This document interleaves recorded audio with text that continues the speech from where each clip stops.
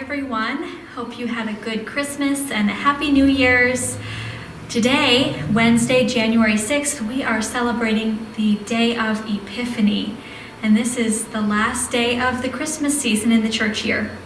And on Epiphany, we remember the story of the Magi, or the three wise men who traveled to see the baby Jesus. So today I'm coming to you from in the midst of our nativity scene, and we finally have everyone here, including the wise men. They have come for Epiphany today.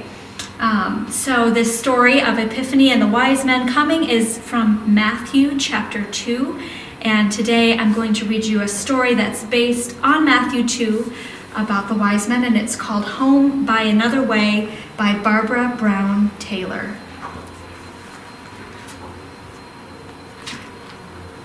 Matthew 2, 1 through 2. In the time of King Herod, after Jesus was born in Bethlehem of Judea, wise men from the east came to Jerusalem, asking, "Where is the child who has been born King of the Jews? For we observed his star at its rising and have come to pay him homage." Once upon a time, there were three very wise men who were all sitting in their own countries, minding their own business, when a bright star lodged in the right eye of each one of them. The star was so bright that none of them could tell whether it was burning in the sky or in their own imaginations. But they were wise enough to know it did not matter all that much. The point was, something beyond them was calling them, and it was a tug they had been waiting for all their lives.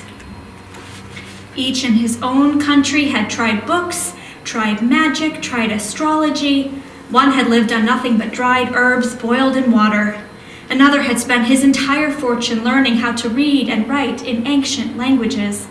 The third had learned to walk on hot coals, though it did nothing for him beyond the great sense of relief he felt at the end. Despite their best efforts, all three of them still felt that something was missing. They were all glad for a reason to get out of town, which was clearly where the star was calling them. Out, away from everything they knew how to manage and survive. Out from under the reputations they had built for themselves, the high expectations, the disappointing returns. And so they set out one by one, each believing that he was the only one with a star in his eye, until they all ran into one another on the road to Jerusalem. From a distance, each thought the other to be a mirage at first, a twinkling reflection made of vapor and heat. But as they drew nearer to one another, they saw the star they had in common, like a tattoo or a secret handshake, something that made them brothers before they spoke. They all believed that the star was leading them to Jerusalem. This made perfect sense because they had every reason to believe that they were on their way to meet a king. They had no trouble gaining entrance to the palace. They looked rich, and that was enough to get them a royal audience. But the king they met was something of a disappointment. He was lumpy and rumpled, and he had terrible breath. His skin looked a funny orange color and sickly, as if his bile had gotten the best of him. The guards on either side of him shook in fear of their king, so much that their spears rattled against their shields. Without even comparing notes, the wise men knew he was not the person they were looking for. "Do you know of any other kings in the general area?" they asked him. He had been picking at his fingernails until then, letting them know how bored he was, but their question got his attention. He looked right at them for the first time. That was when he saw the star in each of their eyes. His own eyes grew perfectly round, like the eyes of a snake. The king asked the wise men if they would please excuse him for a moment. Then he stepped into his private chapel to confer with his clergy. They whipped out their old reference books, which smelled of mold, and told the king what he wanted to know. Yes, they said, there was something in the book of Micah about a new ruler for Israel, but nothing to get excited about. It was short, it had been there for a long time. It was unlikely that the men in the other room were fulfilling that prophecy. But sure, why not? Send the wise men to Bethlehem to check it out, to save the king a little money instead of doing his own research. So that was what the king did.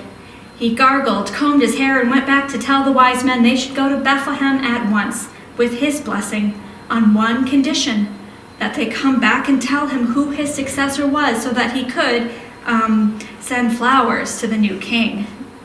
His breath smelled like pine sol when he said it, which made the wise men feel queasy. They knew something was not right, but once they were back out in the night air, they could see the star in the sky again, and it set their minds at rest. They followed it right to the doorway of a one-room house in Bethlehem.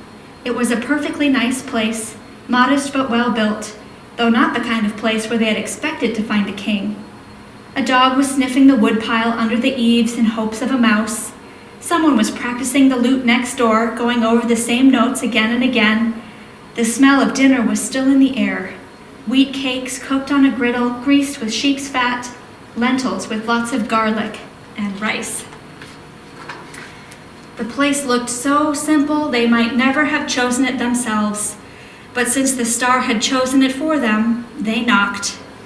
When the door opened, the couple standing behind it almost died of fright. Not that the wise men noticed. With their arms full of gifts, they crowded into the small space, bumping their turbans on the rafters and snagging their robes on the rough furniture. All they could see was the baby, who was not afraid and whose right eye shone with the same star they had seen before they had ever left home. It was him then, whoever he was. They did not have a clue, but they knew what to do. They got on their knees and bowed their heads. Then they gave him the things they had brought for him, gold, frankincense, and myrrh, all the wrong things they could see now, things he had no use for. They should have brought him goat's milk, a warm blanket, something shiny to hang above his crib. But how could they have guessed? The child's parents were gracious. They thanked the strangers for their expensive gifts and held them up for the baby to see. Then to the wise men's complete surprise, the child's mother picked him up and handed him around so that each of them held that damp, soft, living weight in his arms. When they were finished admiring him, she took her baby back, nursed him, and put him to bed. Then, before the light coming through the window of the house had entirely gone out, the three wise men fell asleep right where they sat. In the morning, when they woke, the wise men could not find their stars anywhere. They searched each other's eyes, but the stars were gone. Frantically, they looked in all the corners and under the chairs, but the baby's mother even shook out his blankets, but still no stars. Soon the wise men calmed down and said, "Never mind, we do not need them anymore." They had found what they were looking for, something they could not lose. As much as they hated to, they added, they had better be on their way. They would not be going back through Jerusalem, they said. All three of them had woken from the same identical dream, warning them to steer clear of the city. If anyone in Jerusalem knew anything at all, they would be here instead of there. Besides, none of the wise men's old maps worked anymore. They would have to find a new way home. So the wise men picked up their packs, which were lighter than before. Then they lined up in front of the baby to thank him for the gifts he had given them. "What in the world are you talking about?" the baby's mother said, laughing. "For the scent and weight and skin of a baby," said the first wise man, who had no interest in living on herbs anymore. "For this home and the love here," said the second wise man, who could not remember how to say it in the ancient language. "For a really great story," said the third wise man, who thought that telling it might do a lot more for him than walking on hot coals. Then the wise men walked outside, stretched, kissed the baby goodbye, and went home by another way. The end. Happy Wednesday, everyone, and happy Epiphany. We just learned from the book that Pastor Gina shared about Epiphany, and the three wise men making their journey to find baby Jesus. And I wanted to share some ideas that you can do that to celebrate Epiphany and to further understand today and the special occasion. So in the story, we heard about the stars in the eyes of the wise men. So at home, if you'd like to make a Epiphany window star, it would look like this. You'll need some tissue paper. You'll need 8 diamonds cut out, but they don't have to all be 8 different colors of tissue paper. This one has 8 different colors, but you can use whatever color you want. And tissue paper is it's really thin, so it's kind of see-through. So you can put these up in a window, and it kind of looks like stained glass and see-through. And looks like a star. So in order to do that, you need tissue paper, little dots of glue, scissors, and you could just make your diamond template to trace over onto the tissue paper with an index card. So I took an index card and I folded it in half, and I used the side of another index card to make some straight lines. And then you just cut along the straight lines on the folded over index card. And then you end up getting a diamond like this. And then you can lay this on your tissue paper and cut out 8 diamonds of tissue paper to make your Epiphany window star. So that's one idea to celebrate this special day when the wise men found their way to baby Jesus and the promise that goes along with the birth of Jesus. So what a special day. Another thing I thought would be neat to share was, I think some of you, if you pay attention when you can come back to church in our sanctuary, you will see if you look up to where Pastor Gina and the altar where Pastor Gina gives her sermon, if you look over towards your right, above the door, you'll see some numbers some letters and numbers written in chalk.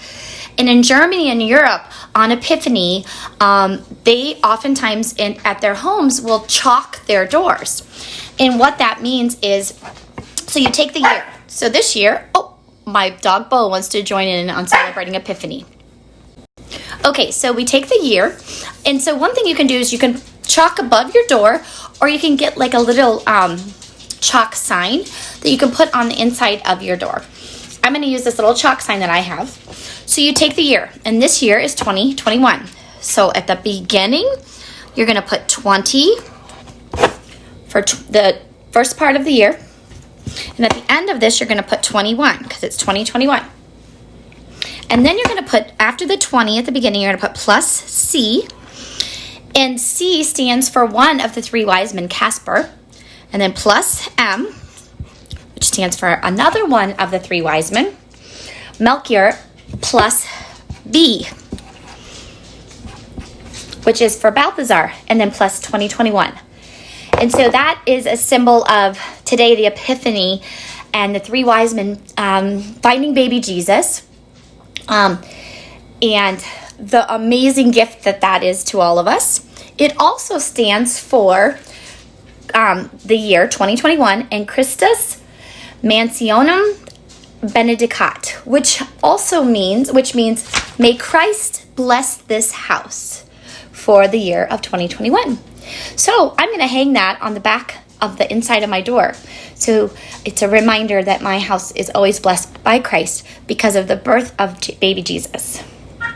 Another fun idea I was reading about that happens in Spain on Epiphany, and they call it 3 Kings Day, is they celebrate the 3 kings reaching baby Jesus a lot like we celebrate Santa. They write letters to one of the 3 kings, and the 3 kings come to the city in an airplane or like a helicopter or a boat, and they have a big parade where they greet the 3 kings. And while the parade is happening, they go with their families and everything's thrown around at a parade, and then that night they go to bed, and through the night the 3 kings deliver their presents. Isn't that fun?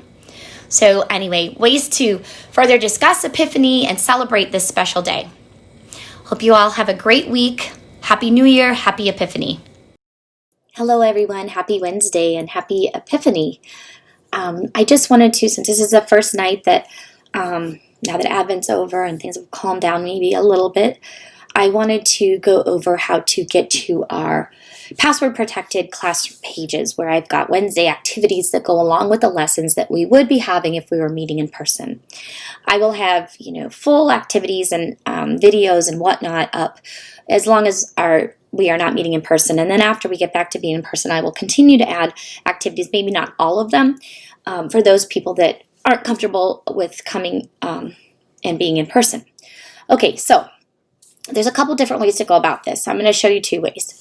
First of all, if you go to our trinitywebstercity.org, our website, here's our homepage. And some of you, if your screen's not big enough, your drop down or your menus here are the choices up along here might look like the 3 little lines, and you click on that and it'll give it to you. This is what my screen looks like, and you're going to go to the Gather column and click on that. You're going to go to Gift, Christian Education, Classes. I'm going to go down here. Let's say I have a 5th grade student. So here you go. It will show you you could click on that page. So let me just show you what happens if you click on the 5th grade class. It's going to ask me for a member login. Now I'm going to go ahead and log into this because I am a member of the group Gift 5th graders. And then you're going to see here each week it'll have your grade with the date. So you click on that, and here is this week's lesson. Here it is. David is kingdom, Mephibosheth. I had to practice that so many times. Of course, I mess it up right now. But you scroll down. There's the music video. You can watch it right on the page. 5th graders have the talk about video. I've added questions here, just like the lessons would be happening in classroom. You get the lovely opening and lessons and whatnot from me. Some grades are the same. It seems like 2nd through 5th or 3rd through 5th are similar. Not every week, but some weeks. And 3-year-old and 4-year-olds are often similar. Kindergarten and 1st and whatnot. But anyway, I'll have the activities here and announcements. And just a reminder here, all of this is optional. It's out here for your family to use as you would like to keep us connected during this time, growing in our faith, getting to know God and the heart of God so that everyone, we can see Jesus in all of us. We can learn about him so that we know how he wants us to act and be. Anyway, so let me show you. That's one way of logging into our password protected. Okay, I'm going to go back to our homepage here. Once you've logged in, you'll notice up here, there's the profile of a person. That means you're logged in. So I'm going to log out because I want to show you another way of going about getting to our password protected pages. Okay, I'm logged out. Let's say you go to our website. One thing you can always just do so you have full access to whatever groups you have permission to be a part of. When I go to the website here, here I'm up at the top of the homepage. One thing you can do right off the bat, so then you have access to the pages without having to get to them and then log in, is just go to About and go to down here to Member Login. So I'm going to go ahead and log myself in again.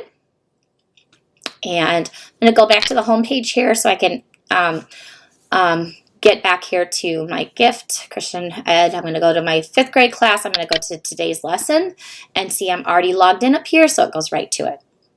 I hope that helps everyone. We're looking forward to doing all we can to stay connected and to continue to grow in our faith together, even though we are not physically together. Okay? Reach out to me, call me, text me, message me, email me, whatever, if you have any questions. Happy Wednesday, everyone.